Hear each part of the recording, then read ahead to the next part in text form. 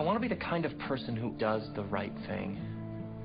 And I don't just mean the big things where right and wrong are obvious and easy, but I mean the small things, the subtle, unnoticed things, like helping my neighbor when she's shoveling a driveway. You know, what I do when no one's watching.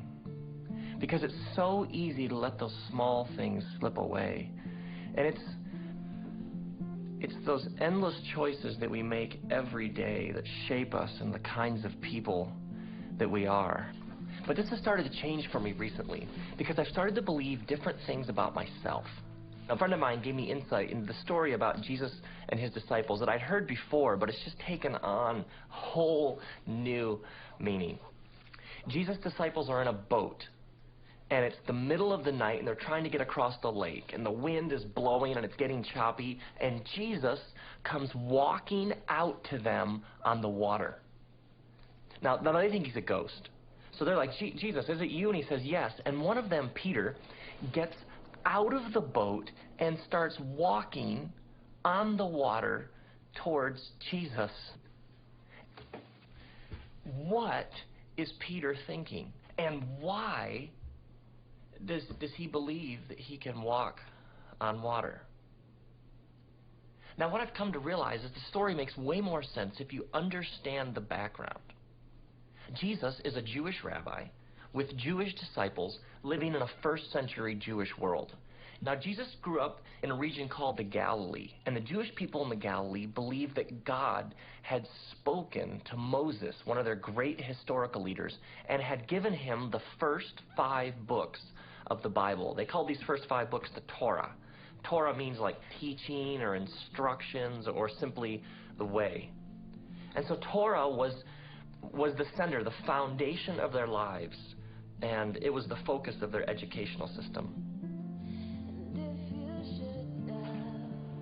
So most Jewish boys or girls around the age of 6 would go to school for the first time to learn the Torah. It'd probably be held in the local synagogue and be taught by a local Torah teacher who was a rabbi.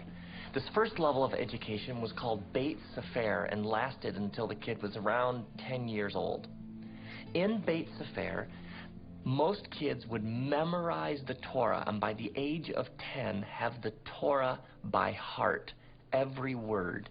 Genesis, Exodus, Leviticus, Numbers, Deuteronomy, memorized.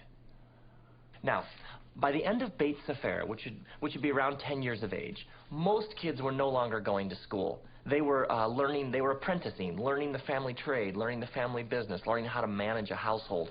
But the best of the best would keep going. They would continue their education into the next level, which was called Beit Talmud.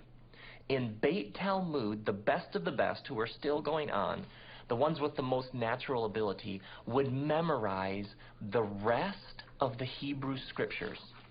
Genesis through Malachi, memorized.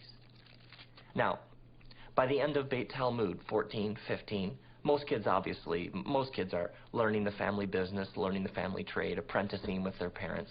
But the best of the best of the best would continue on to the next level of education, which was called Beit Midrash. And they'd go to a rabbi and they'd apply to that rabbi to become one of that rabbi's disciples. Now, when we use the word disciple, we often mean student, but we generally mean somebody who knows what the teacher knows. But a disciple is something far deeper. A disciple just doesn't want to know what the rabbi knows. A disciple wants to be like the rabbi and wants to learn to do what the rabbi does. Now, rabbis differed in how they interpreted the Torah. They would take like a verse or a command, and one rabbi might say, well, this is what it means to follow this verse or to do this command of God. But another rabbi might say, no, I think it means something slightly different. And so different rabbis had different sets of interpretations about how they lived out and understood and interpreted the Scriptures. Now, a rabbi's set of interpretations was called that rabbi's yoke. So when you went and applied to a rabbi to become one of that rabbi's disciples, what you wanted to do is you wanted to take that rabbi's yoke upon you so that you could learn to know what the rabbi knows in order to do what the rabbi does in order to be like the rabbi. So you'd go to a rabbi and you'd say, Rabbi, I want to become one of your disciples. The rabbi would then grill you. The rabbi would ask you questions about Torah, questions about the prophets, questions about the oral tradition, because the rabbi wants to know, can this kid sit in front of me? Can this kid do what I do? Can this kid spread my yoke? Does this kid have what it takes? So the rabbi would fire off all these questions and grill the kid. And if the rabbi thought this kid's good, this kid loves God, loves Torah, but this kid isn't the best of the best of the best, the rabbi might say to the kid, you know, you obviously love God and you obviously know the Torah, but you don't have what it takes to become one of my disciples. And so the rabbi might say something like, go and continue learning your family trade. Continue plying your family trade. But if the rabbi thinks this kid has got it, I think this kid could do what I do, the rabbi would say to the kid, come, follow me. And so you would leave, as this, 14, 15-year-old kid, you would leave your family, your friends, your synagogue, your village, and you would devote your entire life to being like your rabbi, learning to do what your rabbi does. This is what it means to be a disciple.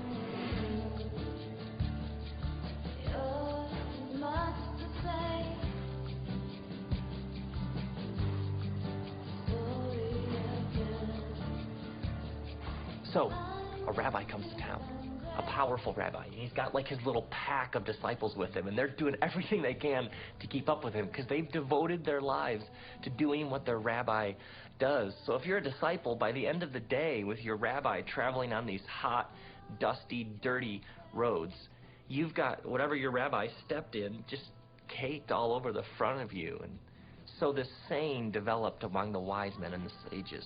You would say to a disciple, you'd say, may you be covered in the dust of your rabbi. This is a scene that everybody had seen this. They knew exactly what it meant to be covered in the dust of your rabbi. Now, all of this, to me, has huge implications of your rabbi.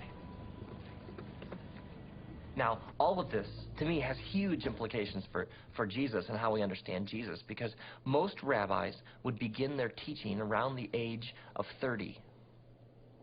And in the Bible, around the age of 30, we have Jesus walking down the shore along the Sea of Galilee, and he comes across Peter and Andrew, and they're fishermen, and Jesus says to them, come, follow me.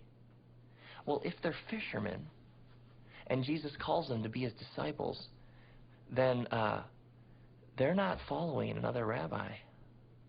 And if they're not following another rabbi, they're not the best of the best.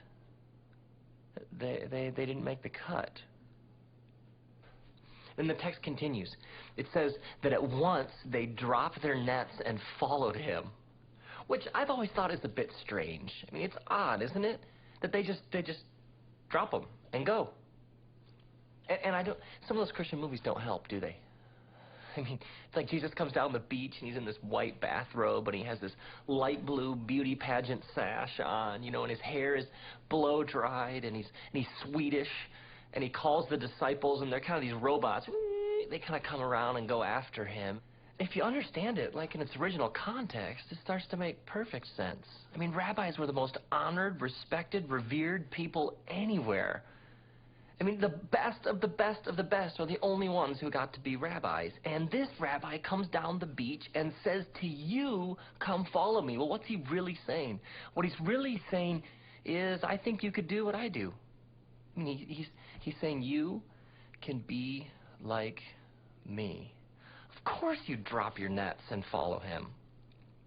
And then the text even continues. It says that he comes across James and John, and they're fishing with their father Zebedee. Now, if they're fishing with their father, what are they? They're apprentices. They're learning the family business. And if he calls them to be his disciples, and they're not the disciples of some other rabbi. So James and John, they're not good enough. They didn't make the cut either. They aren't the best of the best. And how old are they? 15? 16? I mean, 20? I mean, these are not old men. They're young. I mean, Jesus chooses them because his movement is for everybody. I mean, it's for rich and for poor and for women and men and educated and uneducated. I mean, actually, what's one of the things they say about them later on? One of the things they say about them later on is, these guys are like unschooled fishermen. I mean, it's for the peasants and the scholars. It's like a movement of anybody's, and he calls them the JV, the B team, the not good enoughs. He calls them to be his disciples, and they change the course of human history.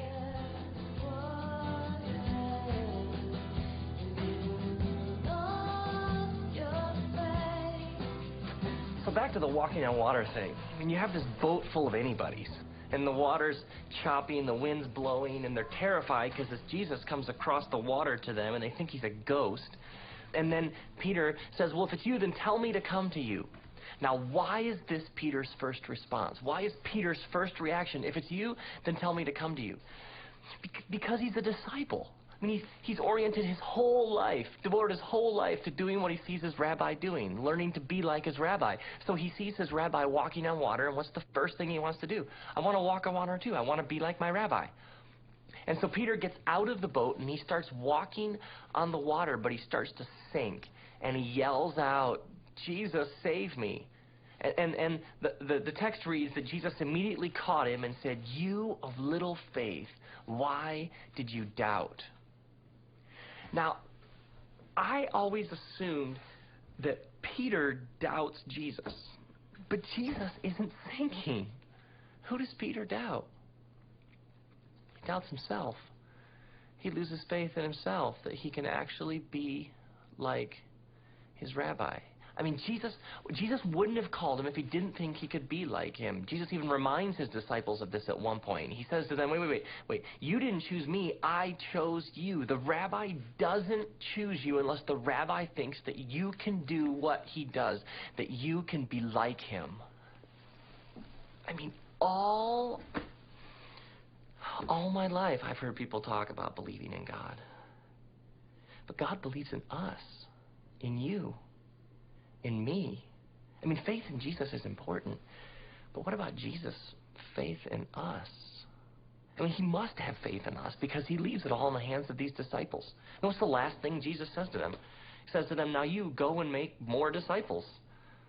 He leaves it all in the hands of these anybody's, and they do it. I mean, what if we can actually be the kinds of people that God created us to be? What if he actually believes that? I mean, what if he actually believes that we can be the kind of people who live like Jesus lived? And the kinds of people who take action because we're aware of all of these endless opportunities around us all the time for good, for beauty, for truth. I mean, Jesus has faith that you can follow him and you can be like him. He believes it.